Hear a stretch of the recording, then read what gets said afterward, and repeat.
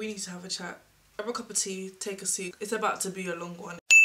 We're going to discuss the topic of victim blaming. It seems to be prevalent in Nigeria. It seems to be tap dancing on a lot of Nigerians' brains. We need to discuss. I just want to throw out a few disclaimers for you keyboard warriors. I do not live in Nigeria. I cannot speak on behalf of all Nigerians. Everything I say, I am not grouping every single Nigerian. I am not tying everybody with the same brush. I am just talking about things that I have seen, things that I've heard, things that I've seen myself, because I have been to Nigeria. I am around a lot of Nigerians, regardless of if I am Nigerian living in the Western world. I'm still exposed to a lot of Nigerians. I'm still exposed to what is going on in Nigeria. Therefore, I can still speak on this topic. Everything I say are my opinions. They are my views. You don't have to think what I'm thinking. You do not have to agree with what I'm saying. That's fine. I just feel like I have to throw a few disclaimers out there because people like to get a bit sensitive when you throw out your opinions on particular topics.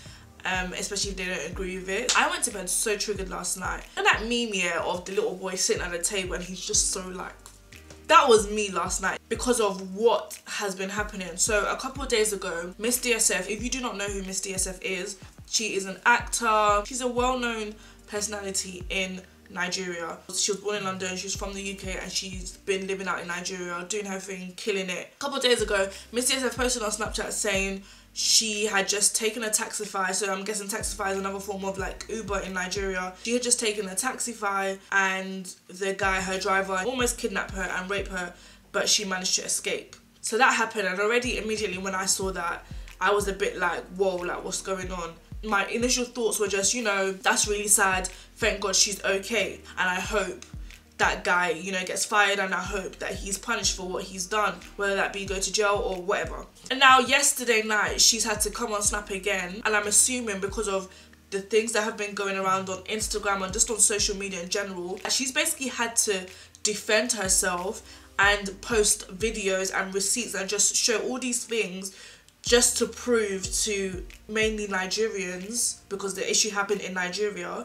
So she's basically having to prove to Nigerians that this incident actually did happen. She's not making up, because a lot of people have been saying she's doing it for fame, she's doing it to get her name out there, she's lying, blah blah, a lot of stuff. I watched and I saw the videos and I was so you know, like when something gives you goosebumps, just seeing it, it was so scary to hear the way she was screaming. It's crazy. It was crazy to watch, literally crazy to watch. The fact that she had to go on her Snapchat and post these videos and do all of this just to defend herself, it was ridiculous. And that was one of the main things that irritated me. I found out after that the driver had come out with one like long essay trying to explain what happened, and Dorcas's story, his story, and the videos that we see, you can see that things are not adding up in terms of what he's saying. He said that he's not a rapist, he's not a kidnapper. He said that Dorcas didn't tell him where she was going. He now goes on to say that, you know, she took the keys, he was threatened by it, he struggled with her to get the keys. Just a lot of waffling. Now he said this and now everyone is like, oh yeah, you know, the taxi driver is in the wrong, nobody asked the taxi driver. Everyone's kind of coming at Miss DSF, just basically kind of bashing her for the way she handled it, and then also bashing her and saying, but what were you wearing? Why were you taking a Taxify that late? Why did you take his keys? I even saw someone say, why does she have a pepper spray? The comments that I've been seeing are so ridiculous. It just goes to show how misogynistic values are so embedded in some Nigerians' mindsets. They refuse to side with a victim, a female victim, when she has come out and said that something has happened to her. Because they have these misogynistic views that have literally been embedded into their brains, they struggle to understand how a man can do wrong in this situation. Despite all receipts and videos and everything pointing towards the taxi driver being in the wrong, actually trying to kidnap and possibly rape her, and who knows if rape was probably the last thing on his agenda. Because of these views that a lot of Nigerians have, they find it so hard to side with the victim. They now have to kind of nitpick and blame the victim and ask questions just because they find it so hard. They find it so hard to side with a victim, especially a female victim, when it comes to rape and abuse. Let me just read some of the things that I have been seeing. This doesn't look like a kidnap or rape story. Seems to me it was a bit entitled for her to assume the right to stay in his car. People wonder why people that are raped, people that are abused, people wonder why it takes people 5, 10, 20 years for them to come out and say, this is what this person has done to me. This is why people don't come out, because people will always blame the victim for what happened to them. People are asking, what was she wearing? Why was she out that late? Why didn't she have a driver? Why does that have to be questions that have to be asked? The point blank period is a taxi driver tried to kidnap and possibly rape this lady. This is the facts. This is what it is. She gets in a taxi. He's driving her down a road that's pitch black. You can hear her in the video. She's saying, if you touch me, if you touch me. Next minute, she's screaming. I don't understand. Are Nigerians that naive and narrow-minded that you have all the evidence in front of you, yet you still don't want to believe? You still don't want to side with the victim. You still don't want to believe that this guy has done something wrong. It's literally beyond me. It's so sad and irritating that this even has to be a topic. I don't understand why some Nigerians can't accept that this guy has done something wrong, the victim has come out, he needs to be punished for it. Why is the victim now being blamed for what happened to her? It just does not make sense to me. Now someone's just added me in the middle of this video, and two things I don't understand. Why the guy had to take her to his house, and why, when she had the chance to escape, she rather chose to confiscate the guy's car keys. There's more to the story. I don't know the full story, but I can only go by the fact that I have. If you're put in a situation where your adrenaline is on 101%, it's literally fight or flight mechanisms just kicking in, you're going to do anything. You're going to want to do anything to try and get yourself out of that situation. I even commend Dorcas on filming it, because if that was me, filming is the last thing I would do. If she did not have that video, God knows that people would be dragging her name. Just like they've been dragging her name past how many days. If she didn't have those videos, it would have been much worse. Those videos are literally one of the only things that's saving her. It seems like for some Nigerians, a man can never do wrong. Like, the female must have done something wrong. I think what makes it sad is that a lot of the Nigerians that I've been seeing that have been blaming or saying that Miss DSF is lying are women. This can literally happen to anybody.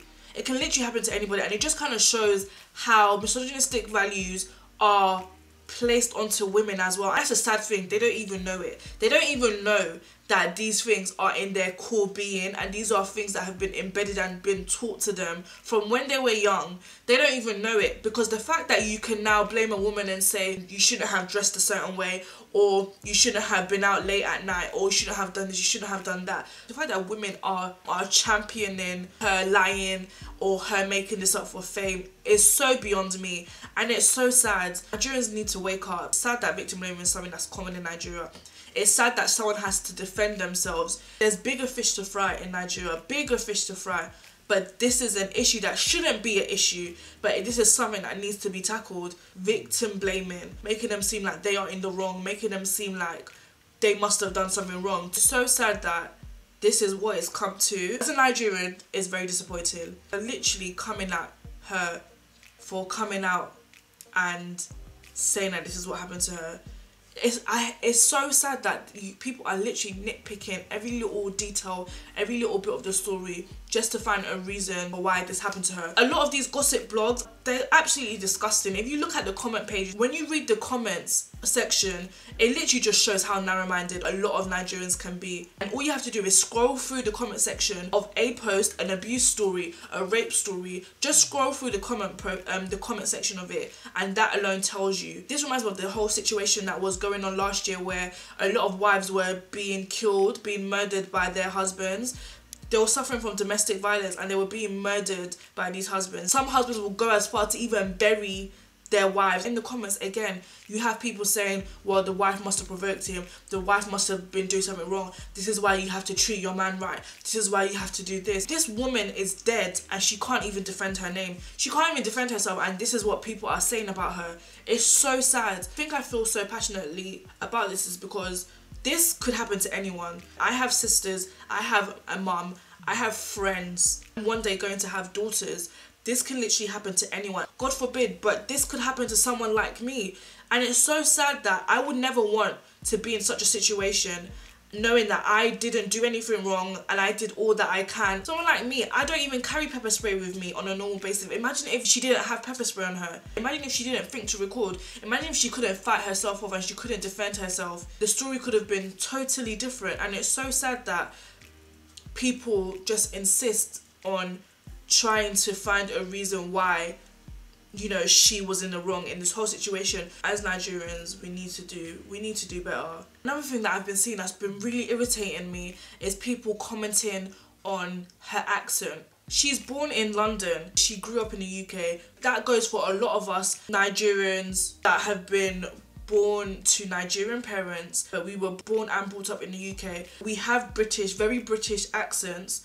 However, we can just switch it up and just talk like this if we have to. I hope that this whole situation can just open up this whole conversation of abuse and victim blaming. A lot of people, especially a lot of people with a platform, tiptoe around this whole issue and nobody wants to speak about it because nobody wants to get that heat. But I feel like it's very important to talk and speak out about what is right and what is wrong. Narrow-minded and victim blaming is wrong. It's something that needs to be tackled in Nigeria. People need to be educated. A lot of Nigerians and Nigeria in general can only move on and can only progress in this area if they are being educated in this whole subject, because it's just bad.